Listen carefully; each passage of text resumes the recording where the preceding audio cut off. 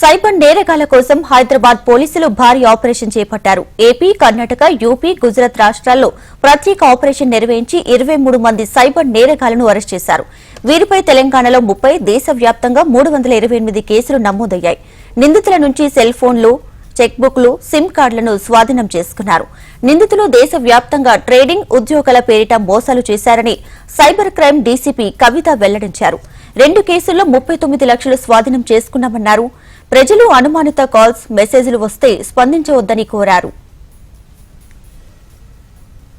Cyber crimes Hyderabad city special operation లో భాగంగా ఒక 6 డిఫరెంట్ స్టేట్స్ ని విజిట్ చేయడం జరిగింది.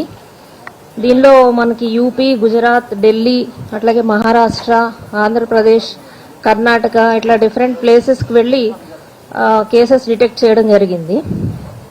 దీనిలో భాగంగా మనకి ఈ రోజు నిన్న నైట్ వరకు చూస్తే టోటల్ గా 23 అక్యూజ్డ్ ని అప్రహెండ్ చేశారు. 5 different teams of cyber crimes Hyderabad.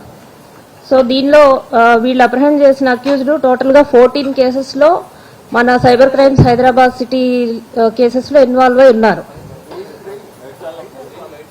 Total గా సిటీ సైబర్ క్రైమ్స్ లో 14 కేసెస్ అన్నమాట.